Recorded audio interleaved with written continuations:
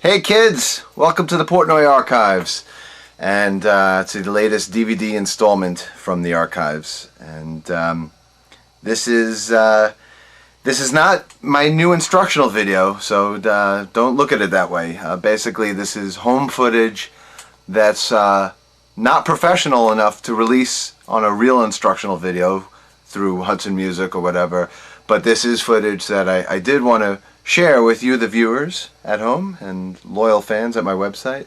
So I wanted to open up the archives and share it with you for a nominal fee, of course, but a very reasonable one, I believe.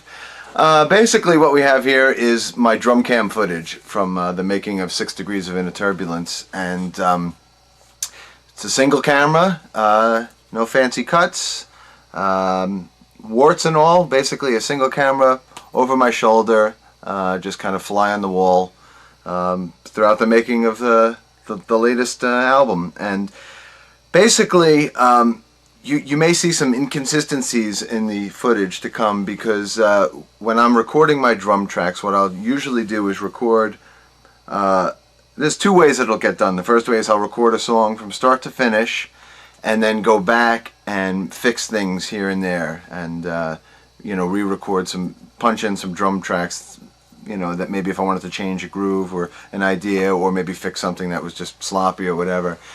The other way I do it is where I'll record it in sections and build it as I go along. So because of this way of recording, the drum cam didn't necessarily capture every single thing that was recorded. There were a lot of times where I would be doing punch-ins or whatever that the camera was off, or the tape ran out, or I turned it off just because it was a lot of redundancy, So there's a lot of times in this footage that you're about to watch where the drum track may be different from the final drum track or part that I played on the album. So if anything, this is giving you a very interesting inside look, because you're maybe seeing some things that were originally being toyed around with that ended up getting abandoned, but now you can see them. And then there are other points in this video where we actually do have, and for the most part you will see the real drum track which made the final album. And I must give a lot of credit to Mike Brown, the faithful MP.com webmaster, who also put this whole thing together. Basically, I gave him all the drum cam footage, and he had to deal with the headache of sorting through it and trying to locate the actual the real takes. And whenever he couldn't find the real take, he had to find something that was an alternate take and piece it all together. So basically, I just sorted through what he put together, and had to make a million changes from there. But basically, Mike put this whole thing together. So let's hear it from Ma Brown. Anyway, here we go. There's 3 audio options, as you'll see. The first audio option is the drum track with the rest of the band. So basically you're hearing the drums and the music together. And in all cases, the final music wasn't recorded till after the drum tracks. So what you're hearing is either the CD version with my drum tracks synced up, or you're hearing my alternate drum track laid on top of basically the final mix with the drums taken out, kind of what I do for my drum clinics. So that's what's on the first audio track. The second audio track, which I think is probably the most revealing and interesting to listen to, is the drums only, the isolated drum tracks. And then on the third audio track, as if you didn't have enough of my talking already right here, you can actually sit with me and listen to an audio commentary as I watch the video with you, and give you any insight to the drum patterns or the recording process, or maybe the songwriting process for particular sections.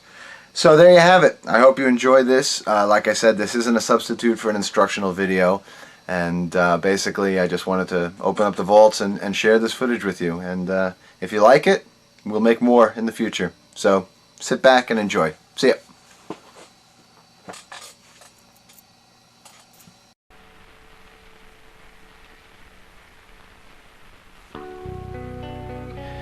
Hey everybody, Mike Portnoy here, making a very evil and silly face there. I'm going to be embarrassing myself so many times throughout this DVD. I don't know how I could possibly be sharing this stuff with you. There's me pretending to do a false start to see if any of the other bandmates would jump in and come in prematurely. Sometimes I do that live and see who will screw up. Anyway, this is The Glass Prison, and assuming you just watched my video intro explaining how some of these different tracks were recorded, some are real, the real final takes, and some of them are alternate takes. I believe that this entire song, The Glass Prison, this is the actual take that you're seeing. So what you're seeing here is all what actually made it on the album. So I think we used the CD audio on the first audio track for this tune. And this was the first song we wrote and recorded for the 6 Degrees of Inner Turbulence sessions. So this was my very first drum track. And as you can see, it's a high energy Pantera Megadeth fueled fury of drumming and riffing. A lot of double bass. This riff that you're hearing right now, that stems back to 1996 during the Falling Into Infinity writing sessions. John Myung and myself jammed on this riff, and I remember it never made a song. We never made a song out of it for Falling Into Infinity. Then when we started Scenes from Memory, I brought the tape back in, and it still never made it. And then finally we got to use it once we started the writing session for this. That guitar part right there was actually modeled after the keyboard part in the second verse. The keyboard part in the second verse came first, and then it was the guitar leads and keyboard leads are usually the last thing to go. So John decided to just double what Jordan's part was on the verse. And there was a lot of double bass there. I should probably talk about the drums, shouldn't I? I mean, I've said this in many interviews, but really, when we're writing and recording, the drums are not the only thing on my mind. I'm thinking about the guitar parts and the keyboard parts and the composition and the production. There's my voice. I was always afraid that I'd be criticized for being the very first vocal on the top of this album, top of this song, but it's just the way it worked out. It wasn't an ego thing. It was just the way that I wrote the melodies and lyrics, and we chose for this song to start the album. So. Anyway, you can hear the double bass pattern is doubling the guitar, or vice versa. Kind of, this whole song is very drum and guitar oriented. It's also been noted, it's kind of a story that's been mentioned in many interviews, but I'll say it here for those of you that haven't heard it. John Petrucci and I went and saw Pantera the weekend before these recording sessions began. So as soon as we entered the studio, we were in heavy Pantera mode, and he and I just ended up doing all these riffs and these parts. Here's that keyboard part. So that keyboard part came first, and then at the end of the overdubbing session, when it came time for John to do a guitar lead, I guess he just decided to do Jordan's guitar part, Jordan's keyboard part. And John is always saying how incredibly hard it is anytime he's playing a keyboard part on guitar. It's usually the hardest parts for him, like this part and there's a part in Blind Faith that's really hard. Here's the first part of the song that actually opens up the chords. The chords open up, and it's not all riffs. And this is a total Rush section. Very Alex Lifeson type guitars, chords. My harmony on there too.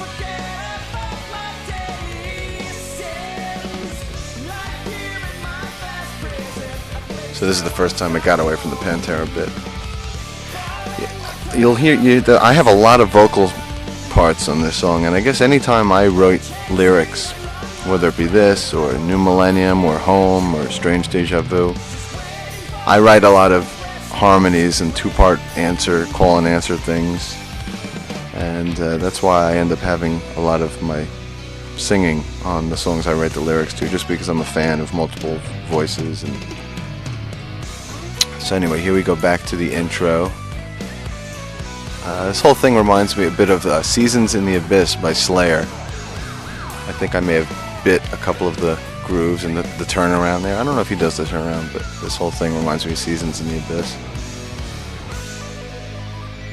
jail cell door. Chewing some gum, I guess. So as you can see, you saw a bunch of punch-ins, little fills and things here and there. Oh, here's a punch-in. Look at my foot, the kick drum pattern. So obviously, if you look at that, obviously when I laid down the main drum track, I was just playing straight quarter notes on the kick drum, and then I guess in playback I decided to make the kick drums more exciting, so I went in and overdubbed them. So there's a case where you could see how the drum parts somehow got fiddled with a bit. Wow, that went quick. Okay, here's Blind Faith, utilizing the right side of the kit. And actually, chronologically, this is the 5th song we wrote and recorded.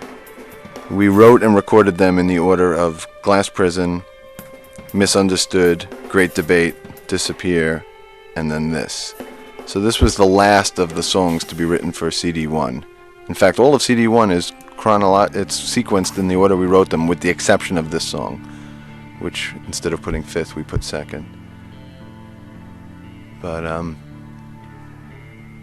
so anyway, you can see I'm using the right side of the kit for this song. It just seemed I tried to use the right side whenever I could.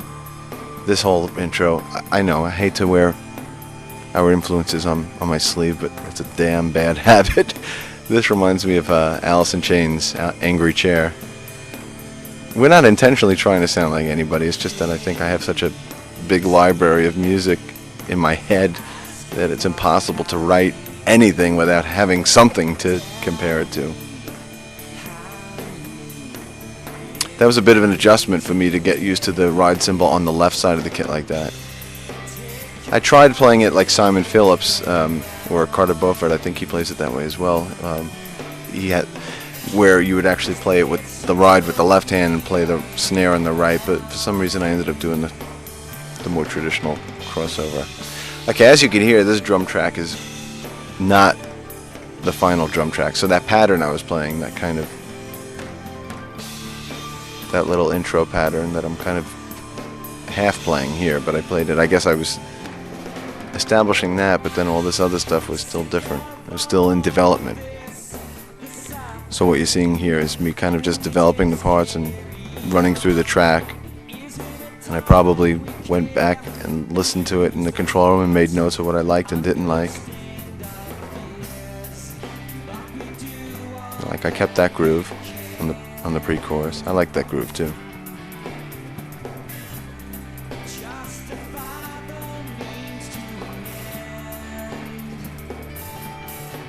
Nah, didn't keep that fill. Okay, open up the hi-hat a bit for the B section. I kept that. I still think this is an alternate take, but you could at least hear the parts developing a bit. The chorus is played on the crash cymbal.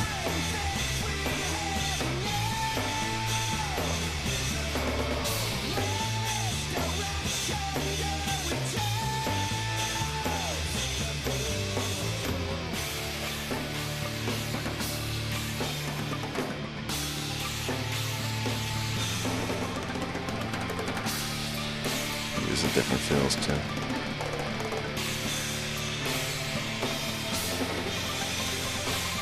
Oh, that's pretty cool.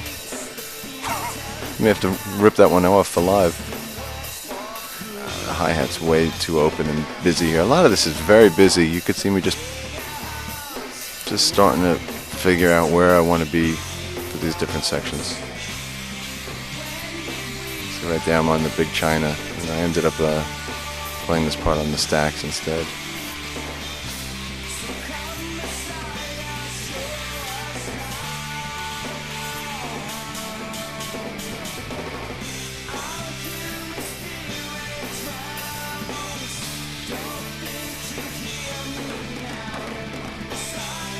It's kind of like what I play leading into the final chorus later on.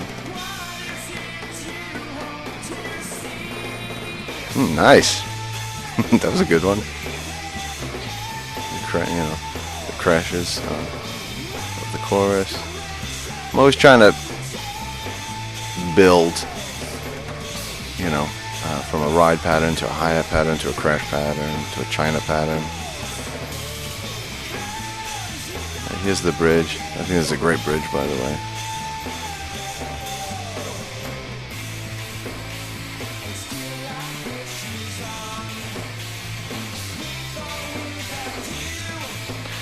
Another thing about the kit, you can see I'm using a lot of HHX cymbals, and this was my first recording using them, and they ended up being a big part of the Siamese Monster setup. Basically,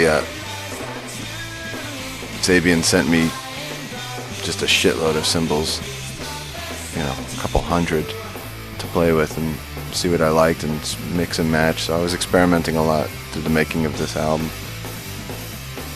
We always called this the King's X section. Ironically enough, we didn't know that King's X would end up touring with us in support of this album. But this was always the King's X groove. I always pictured Jerry's head flipping back and forth during that drum groove. Double bass on a small 20-inch kick. That was another. This whole kit, this right side of the kit, was very cool to play. You know, 20-inch kick and a gong bass drum and a set of. Oh, you could see me looking over and reading the chart. You could see, if you look underneath my left elbow, you could see a pad, and there's obviously the arrangement of the song, because this song was probably just written hours before this, you know, or days maybe at the most. So I'm still getting comfortable with the arrangement and that moment back there. You can notice me looking at, checking out the chart to make sure I knew where I was going.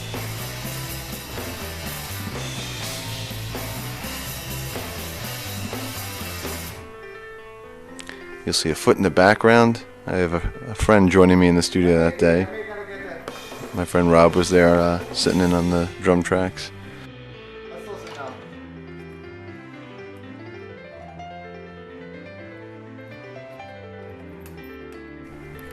Hey, Rob. This part always reminded me of something from very Liquid Tension. Reminded me of like Universal Mind or something. So it's obviously the Jordan influence. This is obviously a lot of stuff that Jordan put on the table. And this part always reminded me of Keith Emerson taking a solo. This is what it would sound like if Keith Emerson ever joined Metallica.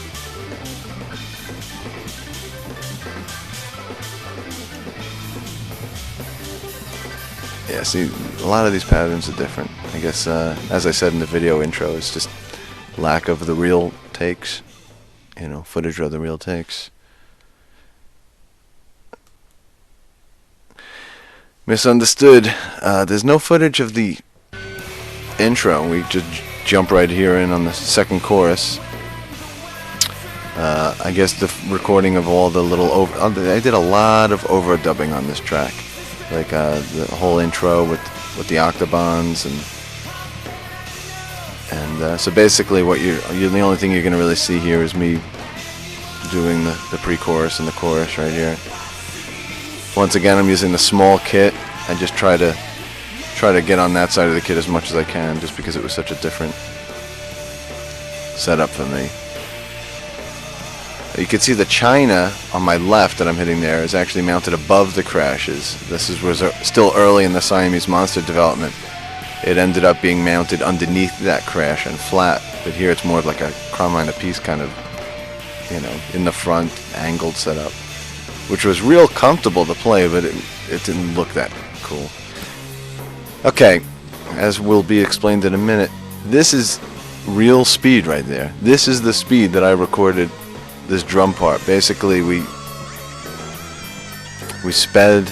We had a click track that the guys recorded their part to, and then we sped up the click track because I wanted to have this sludgy drum sound by slowing the tape down. So basically, we had to speed the tape up when I recorded. So I had to record this whole middle section and the whole outro at that speed. So it was very strange to be playing that quickly. And then ultimately, when we slowed the tape down, this is what it sounded like. So a second ago, you were seeing the real video with the sped up audio. Now you're seeing the slowed down audio. Oh, no, the real audio, the real speed audio with a slowed down video. Make sense? Another difference you could see on the kit there, the timp tom to the left of my snare, which is basically my floor tom on the left side of the kit. Anyway, throughout the making of the record, it was a kind of a timbalito tom, and ultimately Tama ended up making me a wooden shelled, really thin drum to give it more of a floor tom feel. And that's all we have for Misunderstood.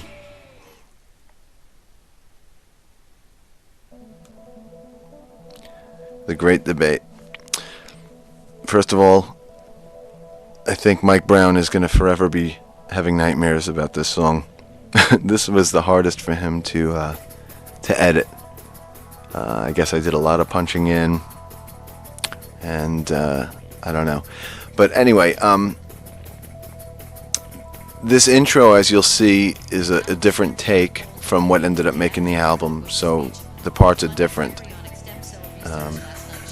I'm experimenting different, but as you can see, one of the cool things that I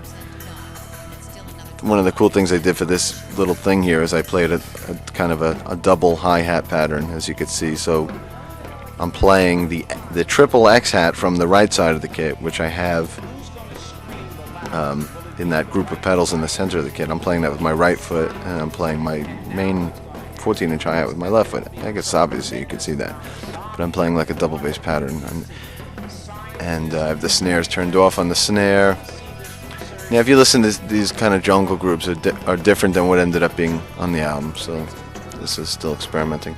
If you look in the background, you can see a shadow of John Myung actually playing with me. So this was one case where John and Jordan were all playing along while I laid down the basic tracks. And in a lot of cases, what would happen is we would write the song, we'd write the arrangement of the song. Anyway, we would write the arrangement for a song, then Jordan and I would spend a lot of time programming the click. So we would have the click with all the tempo changes and the meter changes. And once we had that, then we would try to get some basic tracks done, which would basically be me playing and then the three other guys playing along with me to get some scratch tracks. And if I didn't nail my drum track in the first time or two, I would just play along to their scratch tracks. And I think the first couple of things that we watched here, basically they weren't even in the room anymore. I was playing along to their scratch tracks, which they played when we did the basic tracks. But in this case, I guess you could see those guys playing along with me. Obviously this was early on in the development because these drum parts are much different. You can see Melody's footprint there. I have Melody and Max's footprints tattooed on my back shoulder. So that's Melody's foot. Max's foot is to the right of it, covered up by my shirt. This is all in 7, obviously. Very, very Rush. It's impossible to play in 7 and not sound like Rush. Especially this is like very Natural Science.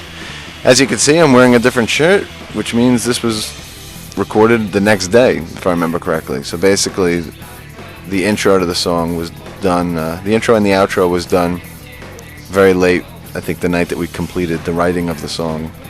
I got those parts down and then came in the next day fresh to do the body of the song here.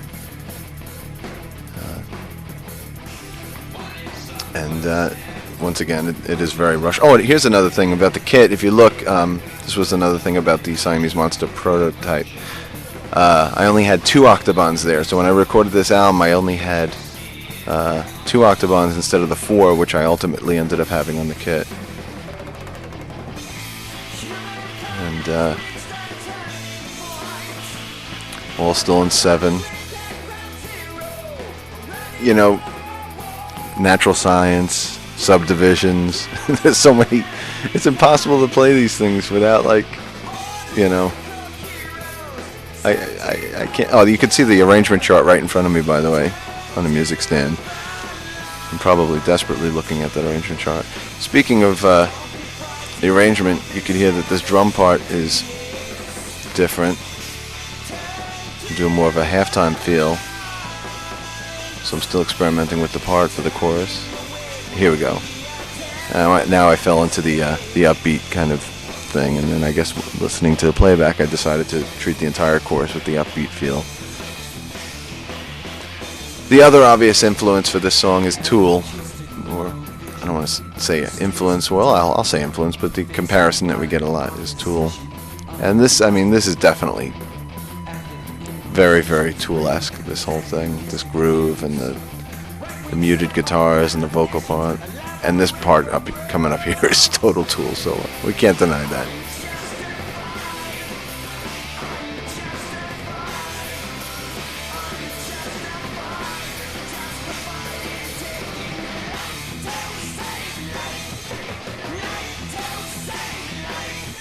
Yeah, you could totally picture Maynard singing that, right? Yeah, okay, alright, it is. It is my Slayer, my Dave Lombardo Slayer groove. I'm totally... I can't... I can't deny, like I said earlier, I can't listen to anything, whether it be us or somebody else, without, like, drawing a comparison to something else. It's just that's what happens when you listen to so much music, I suppose. And this part we kind of, I give it the Megadeth kind of approach. The first time we played this section, it sounded more like Tool. Now it sounds a little bit more like Megadeth. Dave Lombardo drum fills. You can hear a bell there. We ended up removing that bell and putting a backwards studio effect in its place.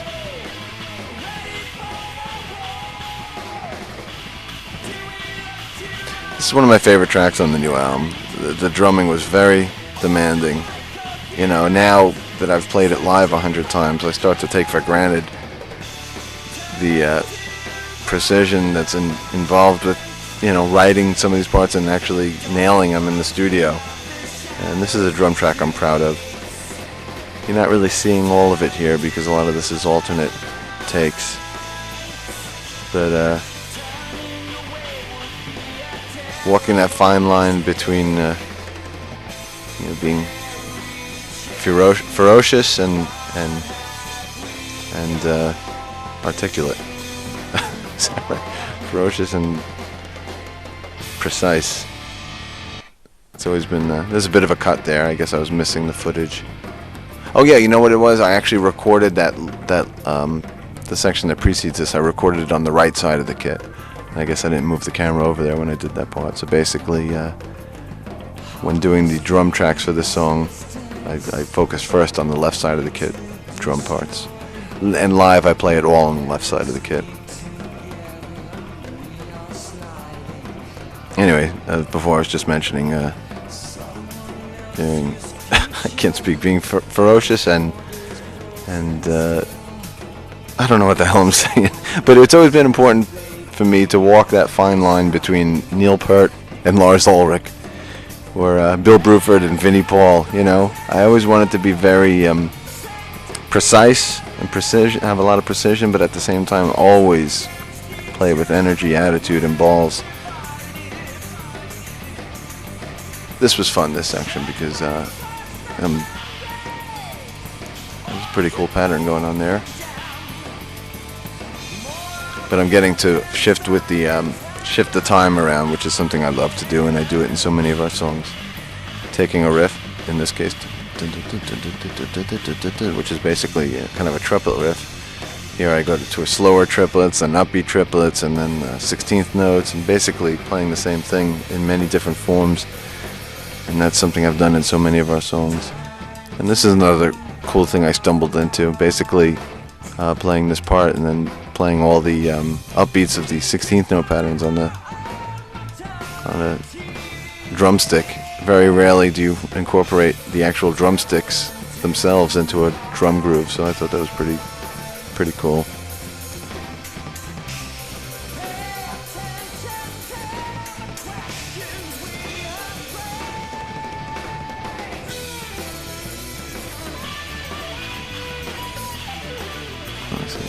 Messing around on I was first feeling out how did the China feel, then how does the crash feel.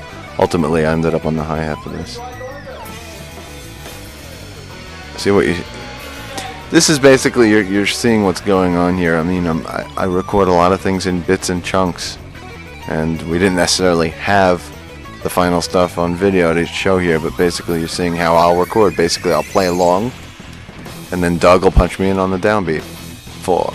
And like boom, he'll get it on the downbeat, and then we take it from there. And sometimes we'll do it in sections like that, especially with the really long songs, you know. When you're writing in the studio, you know, the way we've been doing, you know, you want to develop the parts and experiment. Here's this fill coming up here. Oh no, the 4th time around, the big. That's a pretty cool one. John Petrucci ended up doubling all these parts like this. Basically, you know, he does his solos last, so this was a case where there was a couple of cool drum fills that he ended up just doubling. So it sounds like I'm following him, but it's actually the other way around.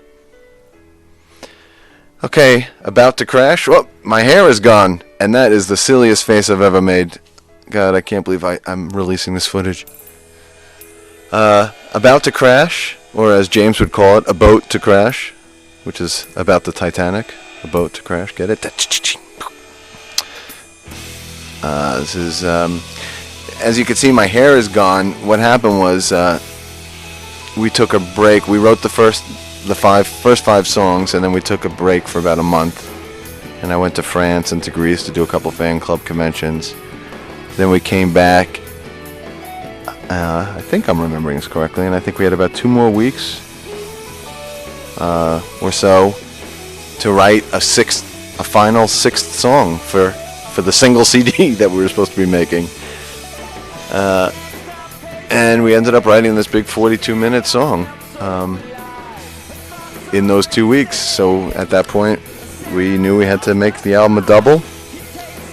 And but anyway, so this is about a month or so after, you know, the tracks that were done for the first CD.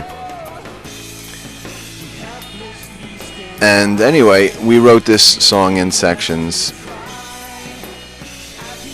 and I probably have the correct notes written somewhere, but I think we didn't even record these in chronological order. In other words, I think we may have started with War and The Test, or perhaps Goodnight Kiss and Solitary Shell. I don't recall, but I don't think we wrote the song in the order that it is on the album. We knew the order that it was going to be as we were writing, like The Test and War or Goodnight Kiss. We knew that that this was going to be in the middle and it was going to be preceded by something else or whatever. Anyway, this whole song always reminded me of Elton John, and we had this version, and then we had the About to Crash reprise. Basically, when we were writing this, we tried it in this form, which is more Elton John kind of Love Lies Bleeding, Finally Free kind of, you know, uppity feel, and then we also experimented with playing it with a more like Van Halen, Steve Vai way, which it turned into the About to Crash reprise. So we decided, well, let's have both. We'll start it with this way, and then we'll come back to it later and play it the more Steve Vai, Van Halen way. And I think you're actually seeing the final drum track. I think this is almost all exactly what made the album. This part definitely reminds me a bit of Finally Free.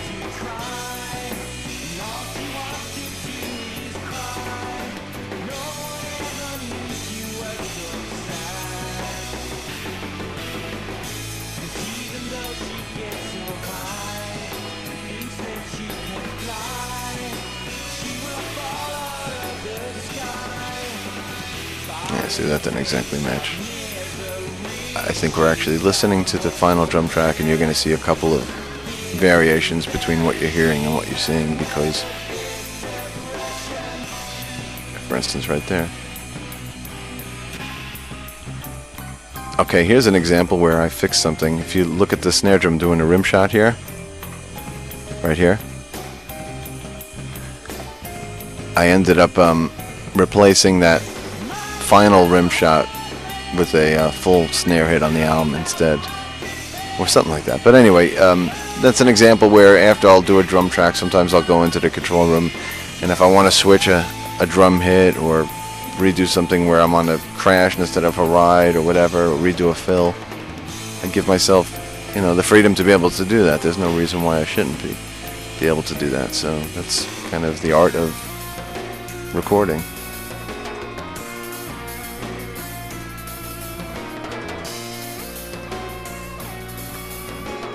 That's a fun groove to play. It's very much like something I played in By Accident from LTE2. It's a traditional ride and hi-hat combination, but it always works so well.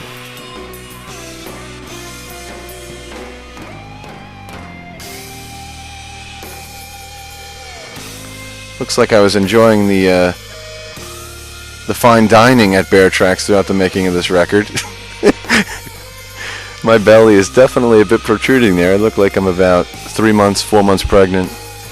When you're making a record, all you do is eat. I swear to God, we'll roll in, we'll start with lunch, and by the time we're done with lunch, we'll get around to firing up the instruments. At that point, we're ready for dinner, and basically we have a menu book, and we have runners there, and people that just get us whatever food we want. So we end up eating like 5 meals a day. It's all paid for. So you could see I'm paying for it there. I ended up working off a bit of that belly when we hit the road. But I guess, we're getting old here. We can't hold our metabolism can't hold the food down like we used to. We're not kids anymore. I'm making excuses for my fat belly. What the hell kind of audio commentary is this? Look at that! I swear I don't have that belly right now. I think you also see me pick my butt right here. Oh, yeah.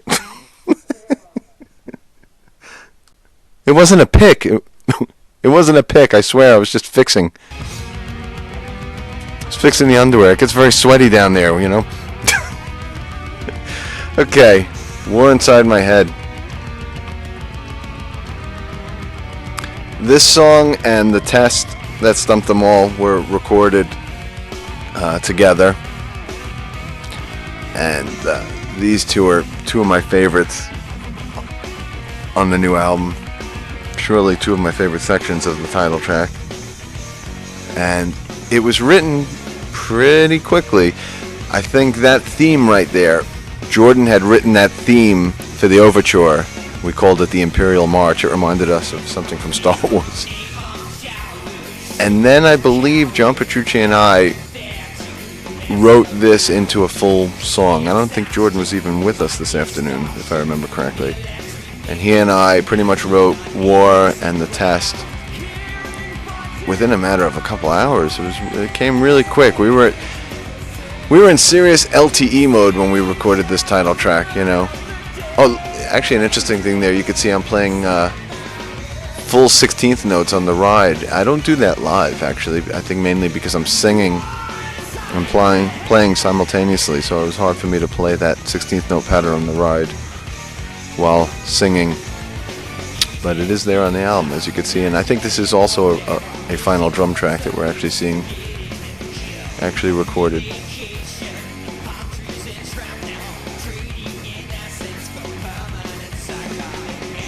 Yeah, here's the ride pattern, doubling my feet actually.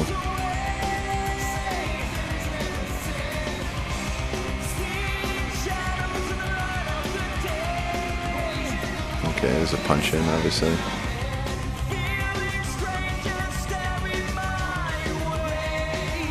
You know what? I forgot about that drum pattern right there. I'm gonna have to do that one live. Okay, and we go into The Test that Stumped Them All. This tune is totally... I love the riffs in this tune. It's total balls and chunk right from the get-go. It's taking some of the pomposity of Jordan's keyboard parts and LTE kind of things, riffs and runs. Yeah, actually, I think some of these riffs and runs were written probably in a jam session early on, and I had them on a DAT tape. So I can't say that John Petrucci and I could take full credit for this. I think a lot of these things were Jordan contributed to as well in the early stage, and then basically John and I kind of assembled them later on. This is all, I'm on the spot here. It's all 7 and 6, I believe. 1, 2, 3, 1, 2, 3, 4, 5, 6, 7, 1, 2, 3, 1, 2, 3, 4, 5, 6, 7, 1, 2, 3, 1, 2, 3, 4, 5, 6, 7, 1, 2, 3, 4, 5, 6. That's 7, 8, and 6, 8, or 7, 8, and 3, 4. That audience right there, the intro tape begins to roll. That's actually taken off the Live Scenes from New York album. So that's actually a Dream Theater audience from the Roseland show. So if you were at the Roseland show, you've actually made it onto 2 Dream Theater albums. This is very One by Metallica. That's James doing the Rocky Horror voices. Even though I do them live, James actually does them on the album.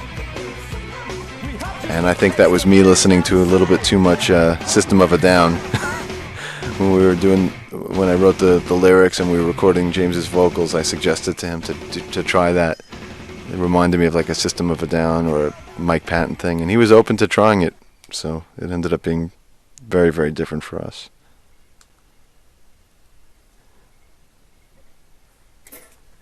Solitary Shell. You could see I did this on the right side of the kit. It's the only section of 6 Degrees that I recorded on the right side. And this song has been often compared to Salisbury Hill by Peter Gabriel, and I guess between the quarter notes on the kick drum, and also it's in 7 and the acoustic guitar, even the 2-word title is reminiscent, but this was something that John Petrucci brought in and we developed it. But this is John has always written things like this. I would say Solitary Shell, Hollow Years, Through Her Eyes, Another Day, The Silent Man. Every one of our albums has had 1 or 2 tracks that is something that John kind of put together and wrote on an acoustic guitar, and then we arranged it together as a band. So this was one of those for John for this album.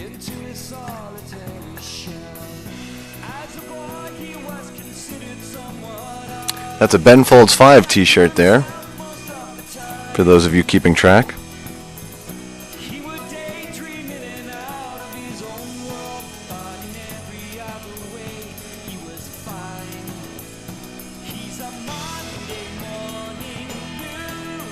Yeah, it looks like this is the final drum track as well.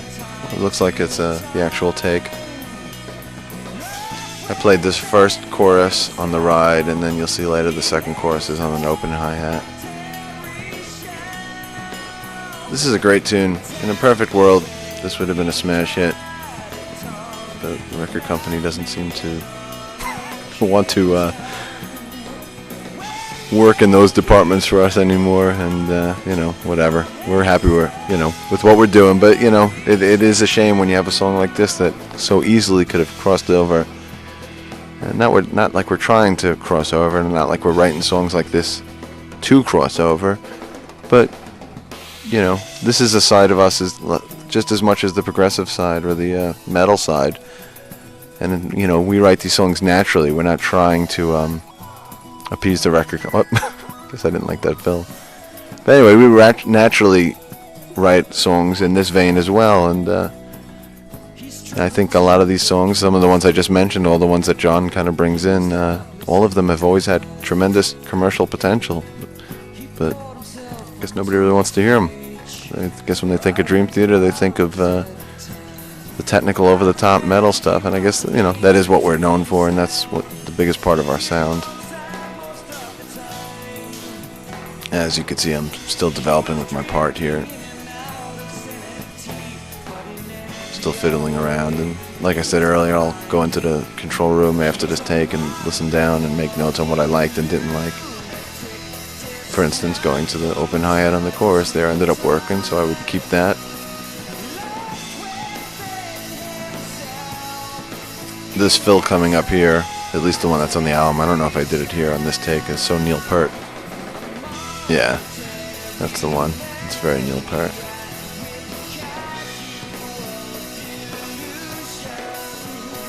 That little offbeat thing didn't make it.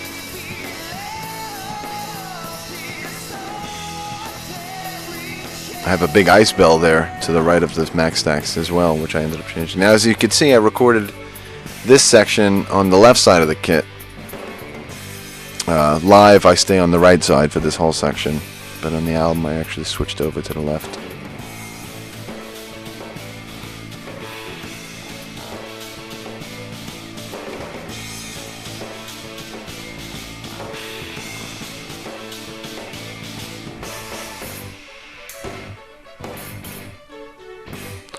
Once again, I mentioned it in the video intro, but I gotta give a lot of credit to Mike Brown for doing all these cuts and these editings and the syncing up and the searching for the different takes, and God, that's a job and a half, and I don't envy the work it took and the time that it probably took. I mean, he really did a good job. I mean, especially this isn't, you know, he doesn't do this for a living. He's doing this for you guys, really. So, yay, Mike. Even throwing sticks in the studio, I wouldn't recommend that. Especially when you're actually doing a real take and you hit a microphone, you hit one of the overhead mics. And like I mentioned earlier, this is taking what we kind of wrote with the original About to Crash, but this is the more Van Halenized version. This is the left side of the kit, but just from a different angle.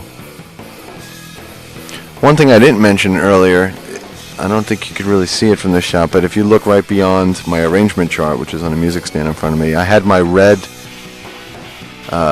Monster, my Japanese Falling Into Infinity and Scenes from a Memory kit. I had it brought into the studio, and it was there just as a backup in case there was some parts that didn't feel comfortable on the Siamese Monster. So I ended up not using it. It just sat there the entire session, gathering dust. And I ended up taking pieces of it and bringing it out on the G3 tour with me, which happened in the middle of this recording session. I think shortly after what you're seeing here, John and I left for G3. Also, you can see I brought the gong bass drum over. I guess, I don't know, for whatever reason, I ended up bringing the gong bass drum over to the left side of the kit for the recording of this song. But obviously that was just something temporarily done for this. It was a turnaround that didn't make the cut. So I'm saying let's get on the top of that chorus. I remember experimenting with these upbeats versus downbeats, you know, the 2s and the 4s, or the 1s and the 3s, and experimenting with that back and forth and trying to find out the thing that worked best for the part.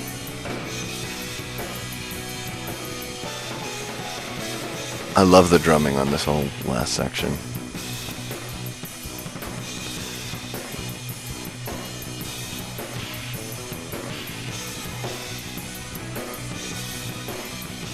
I love it so much, I'm going to shut up for a moment just to listen to it and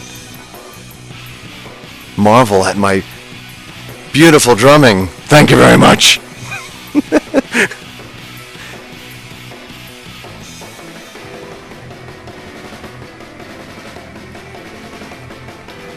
It's just amazing that this entire 40-minute song was written in about 2 weeks.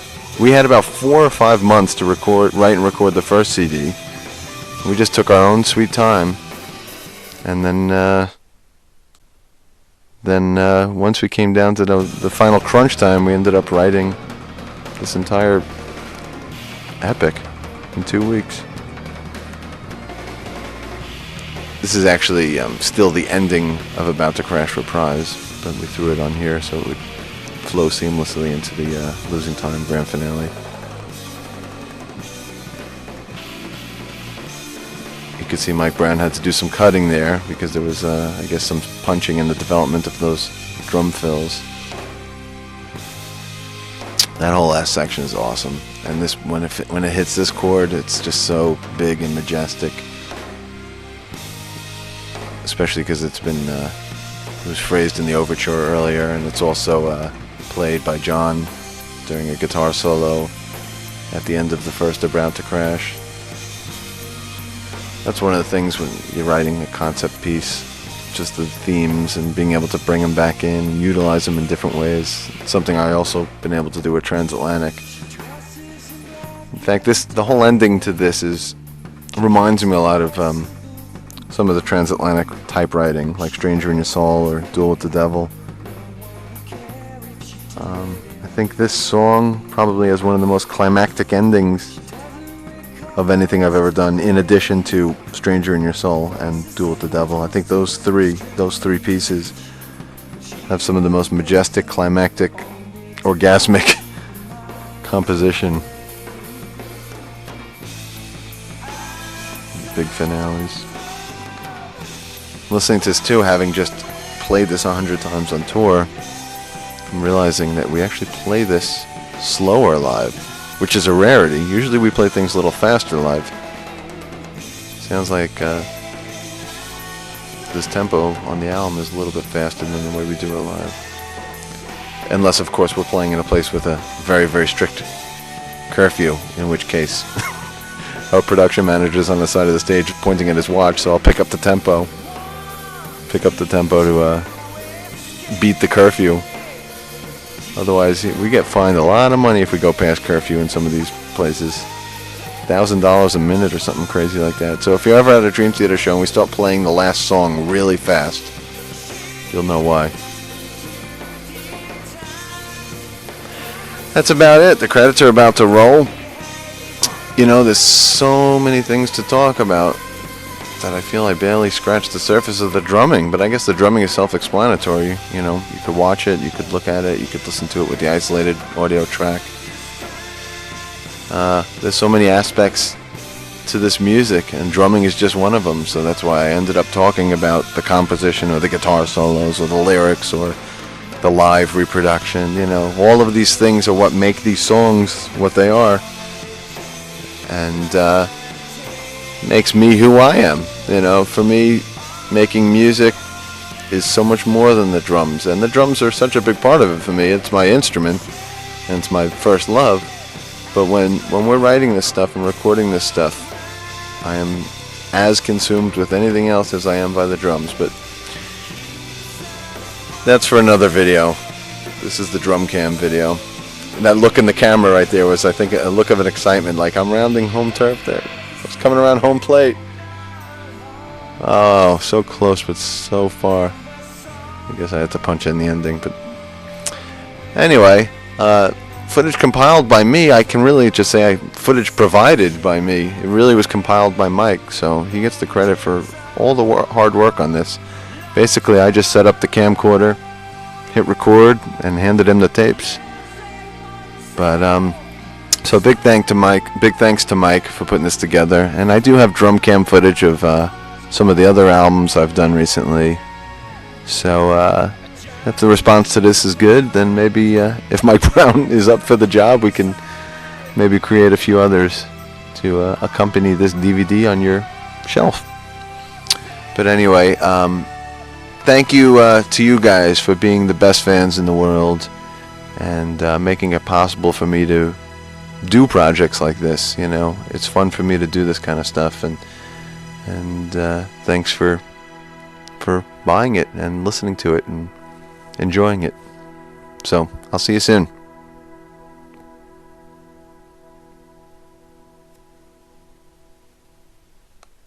Give him a great flam. Hey, dude. You could be a professional flammer. I've always been able to flam through my nostrils. Let me hear you flam. I'm gonna flam again. Very good. What? Very good. Thank you. Where do you think you got the talent from? I taught you everything you know. I only flam from my right to my left, though. You notice? I can't. Can you flam to your left? I lead with my right. That's what I do. I'll do. One second. I'll do it your way. I'm gonna hold this Michael's way. That's a better flam. Nope, that was good. How am I flaming? 4, 5, 6, 7. 6, 7. 2, 3, 4, 5, 6, 7. 2, 3, 4, 5, 6, 7. 2, 3, 4, 5, 6, 7. 2, 3, 4, 5, 6, 7. 2, 3, 4, 5, 6, 7. 2, 3, 4, 5, 6, 7. 2, 3, 4, 5, 6, 7. 2, 3, 4, 5, 6, 7. 2, 3, 4, 5, 6, 7. 2, 3, 4, 5, 6, 7. 2, 3, 4, 5, 6, 7. 2, 3, 4, 5, 6, 7. 2, 3, 4, 5, 6, 7. 2, 3, 4, 5, 6, 7.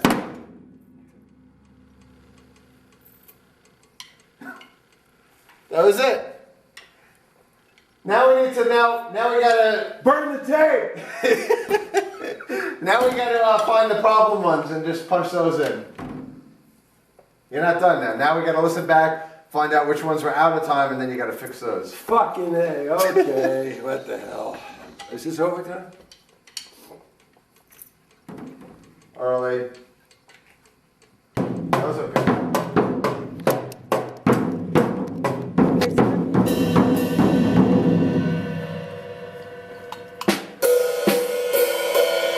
Let's see you guys play a song together, okay?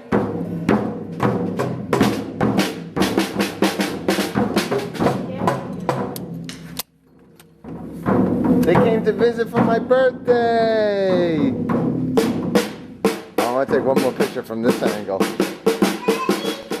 Wait. Okay, you guys, play something. Sit on my lap, kiddo.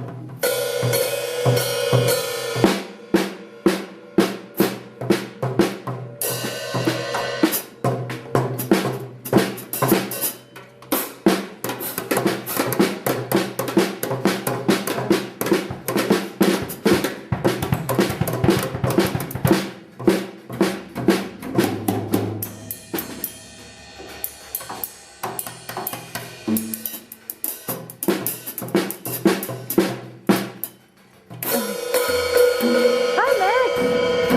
Hey, Maxo. Max. Mello. Which one?